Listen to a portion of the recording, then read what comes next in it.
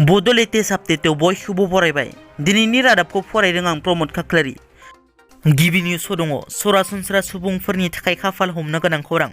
भारताव संग्रा सिलिन्डार गेसनि बेसेनखौ हरखाबै 50 रां बारायदों मैया। दिल्लीयाव संग्रा गेसनि बेसेना 949 रां 50 फैसा जाबाय। गुवाहाटीयाव 948 रां 50 फैसा जाबाय। संग्रा गेसल' नङा, पेट्रल आरो डिजेलनि बेसेनखौबो बारायदों। हादरनि मोनब्रै गाहाय सहर फारियै दिल्ली, मुम्बाइ, चेन्नाइ, कलकातायाव डिजेल आरो पेट्रलनि बेसेनखौ बारायनाय जादों। बेफोर सहरफोराव 80 फैसानिबो बारा बारायनाय जादों पेट्रल डिजेलनि बेसेनखौ। IPS अफिसार आनन्द मिश्राया आसाम गुवाहाटीनि assistant inspector general of police पद सुंद'बै IGP महरै थिसनजाबाय। मख'नो गोनांदि बिथांखौ नगाव जिल्लानि SP निफ्राय लांनानै आसाम पुलिस हेडक्वार्टाराव सुजाबनाय जादोंमोन। मैया क'क्राझाराव BJP महिला मर्चानि मावफारियाफोरनि जथुम खुंदों। बे जथुम खुंनायाव BJP दोलोनि फिरफिला बिरहोयो। नाथाय BJP दोलोनि फिरफिला बिरहोनाया अख्रां सायाव उल्थासो बिरो। क'क्राझार सहरनि तेरापन भवनाव खुंफुंनाय क'क्राझार जिल्ला कमिटि BJP महिला मर्चानि फिरफिला बिरहोनाय हाबाफारियाव बे उल्था फिरफिला बिरनाय जाथाया सोमजियो। आसाम रायजो BJP महिला मर्चानि आफादगिरि आंगुरलता देकायाबो बे हाबाफारियाव बाहागो लाफैदोंमोन।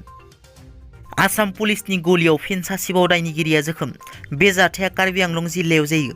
कार्बि आंलंनि खेर'नियाव सासे दायनिगिरिया पुलिसनि कास्टडिनिफ्राय खारखोमानो नाजानायाव पुलिसजों गलि गावजानानै जोखोम जायो। जोखोम जानाय दायनिगिरिखौ हरिन्द्र राम होनना सिनायथिनाय जादों। पुलिसा फोरमायनाय बादिब्ला दायनिगिरि हरिन्द्र रामा खारखोमानो नाजानायाव गलि गावजायो। बिथाङा गले गले वार्निं होनायनि उनावबो पुलिसनि खोथाखौ खोनासङालासै खारो, जायनि थाखाय पुलिसा आगसि आथिङाव गलि गावनो गोनां जायो होनना गलि गावजानाय दायनिगिरिखौ फाहामथायनि थाखाय डिपुनि देहा फाहामसालियाव थिसननाय जायो।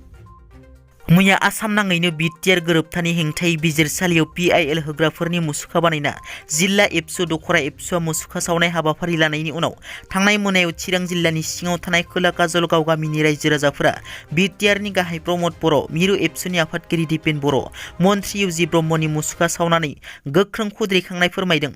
गामिनि रायजो राजाफोरा बुङोदि BTC-निफ्राय गामि दानख'नो नागिरनाया बिराद अत्मखाथि।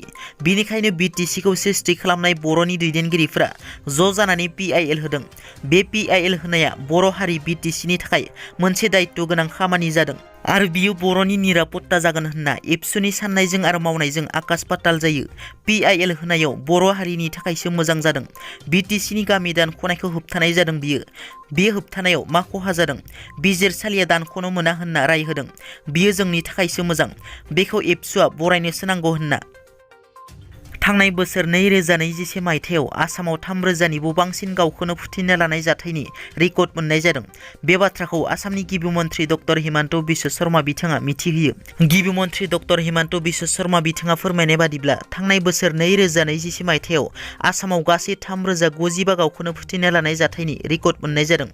गिबि मन्त्रि बिथांनि बादिब्ला आसामाव 2021 मायथाइखौ 2020 मायथाइजों रुजुयोब्ला 2020 मायथाइयाव फोथैना लानाय जाथाया बांसिन। 2020 मायथाइयाव आसामाव गासै 3243 गावखौनो फोथैना लानाय जाथायनि रेकर्ड मोननाय जादों। हिन्जाव माहारिया सेफ एबा रैखा नंलिया नामा भारताव? मानोना सानफ्रोमबो हिन्जाव माहारिखौ जिनाहारि खालामना बुथारनाय जाथायफोरखौ नुनो एबा खोनानो मोनो। बेबादि सुबुं समाजखौ लाजि फोनांनाय जाथाया फिन सोराङाव फैदों। मैया बेलासि समाव गुवाहाटी पानिखायथिनि आमगावआव सासे सिनाय मोनै आइजोनि लंथं गोथै सह मोननाय जादों। पुलिसा खौरां मोननानै जाथायसालियाव नुजाहैयो आरो गोथै सहखौ बोखांनानै पस्टमर्टामनि थाखाय GMCH आव लांनाय जायो। पुलिसा फोरमायनाय बादिब्ला सिनाय मोनै आइजोनि गोथै सहखौ 72 घन्टानि थाखाय GMCH आव दोननाय जागोन होनना। बे आइजोनि मुं आरो थंखौ मिथिनो मोननाय जाथ'वाखैब्लाबो पुलिसा गोख्रों नायबिजिरनायखौ जागायो। दिनैनि रादाबा एसेनोसै। नोंथांमोना जुदि आंनि चेनेलखौ दासिमबो साबस्क्राइब खालामाखै, अन्नानै साबस्क्राइब खालाम। गोजोन्थों।